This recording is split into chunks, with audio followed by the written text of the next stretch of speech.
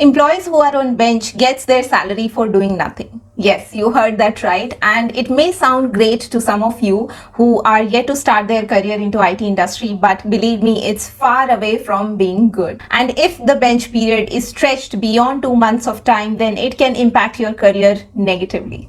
Hello my dear professionals, welcome back to Corporate Diaries. Today we are discussing everything related to bench, what you need to know, what are the pros and what are the cons. That's more important because there's a long list of that and you should be aware about all of that to save yourself from falling into that pit. So we are going to discuss all of that, plus I have included 2 important steps that you must take if you find yourself in such a situation, because you cannot proof yourself from this situation. It is not in your hand to be on bench or not to be on bench, but there are certainly few things that if you keep in your mind, you will safeguard yourself from the negative impacts of being on bench. So with that note, let's get started.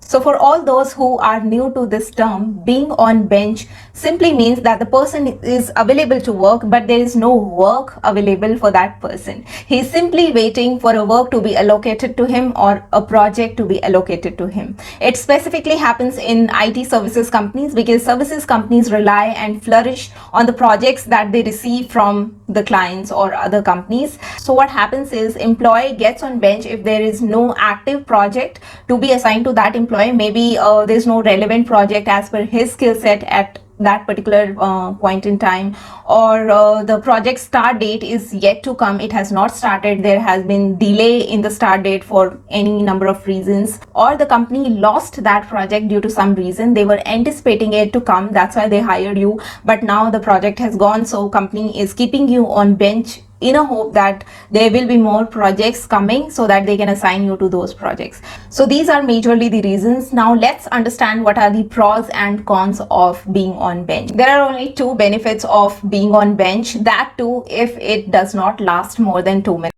You get that time as a cushion for yourself to get comfortable into the company. Specifically if you are new into the company, if you are a fresher, or in general you are newly hired in the company. Number 1, you get to know people, team, ways of working, process, what is where, infrastructure wise in the company, so you get comfortable in that much time frame. Because you are not actively involved in any project, you can invest this time in self learning, growth. If there is any certification, any course that you wanted to do from very long time but you didn't get time, then this is the time you can enroll yourself into it and you can study, you can upskill yourself, you can upgrade yourself. And benefit number 2 is that you can simply treat it as a paid break, because you don't have to work on anything, you can just spend your time on leisure activities. Obviously you can't take leave or vacation, you have to be available, but it's just that you are not actively engaging your brain on delivering something, some project or some work. So you can give your mind some rest so that when you start new project you feel fresh and you are enthusiastic about starting it. So now comes the long list of cons of being on bench, and number 1 in that is it impacts your performance appraisal cycle of that year. Nobody wants to work on the same salary for 2-3 years, do you?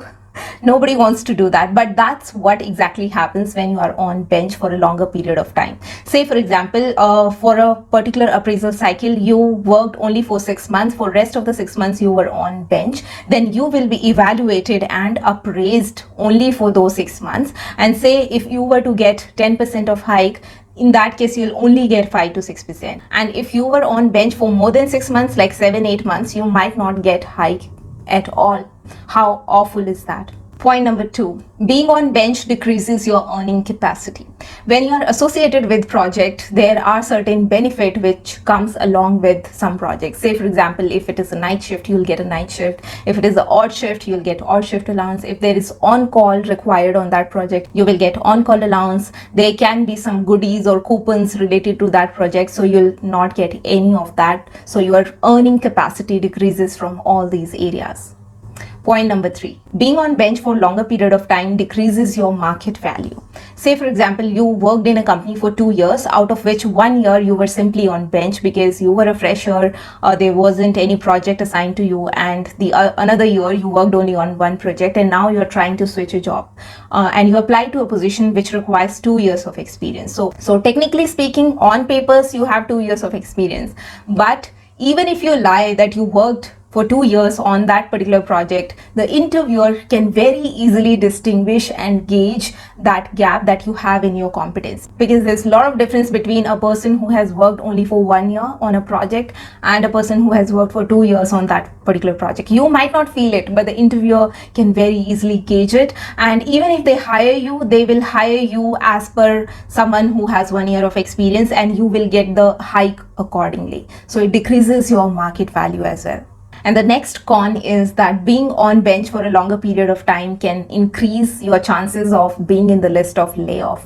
Yes, because companies do not want to pay employees for just simply being there and not doing anything. Obviously, it's a cost for them, pure cost and no value. So no company wants to do that. And if they do not see any project coming in near future, or they cannot see any value that they can derive out of you, maybe your skill set is such that it cannot be used in another projects, so in that case there are high chances that the company will lay you off. And number 5 on the list is being on bench for longer period of time makes you less productive. Once you are habituated of being on bench for 6 or more months, you get used to that feeling of getting salary for doing nothing. So when the next project comes, you will find it very challenging to get along with the targets, timelines, deliverables. You were spending your time doing nothing, and now all of a sudden you have all these targets, you have to fulfill the deliverables. So you will definitely have a tough time for initial 2-3 months. And point number 6, worst of all, you might get assigned to a project which is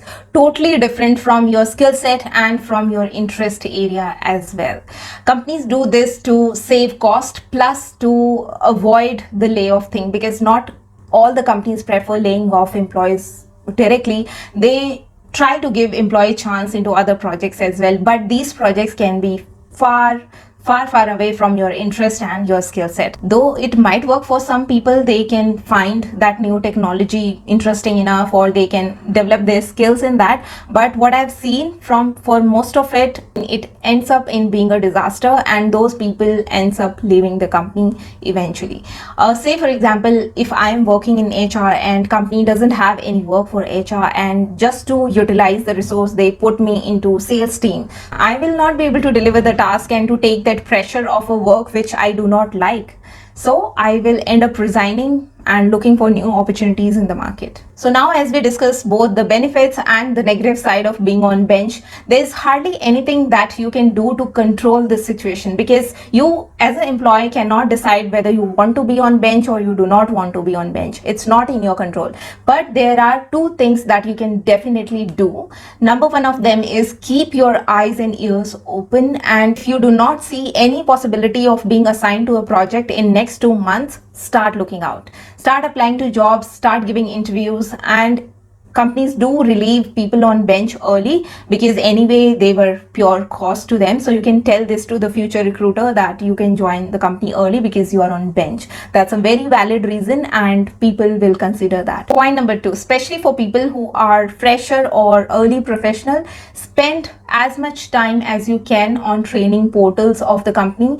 Mostly all these companies have training portals. Invest that time, learn new things, upskill yourself, and in that time, if you see any project which is of your interest, not necessarily you have the skill set of the project, but you have interest in that, try pitching yourself for that project. This will do 2 things for you. Number 1, you will make a very positive image, because you will come across as somebody who do not want to sit idle and really want work. That's why you are pitching yourself to a project. Number 2, you will save yourself from getting assigned to a random project which you do not have any interest in. So keep your eyes and ears doors open, and if you do not see the possibility, start applying elsewhere. If you see possibility or there are any project for which you have interest, then please go ahead and pitch yourself. So guys, that was it. That was all about being on bench. If you still have any queries, leave them in the comment section below. I'll try to answer all of them to best of my abilities. And you keep on watching more content on Corporate Diaries to be corporate ready, and I'll see you in my next video. Till then, stay safe and healthy. Take care. Bye.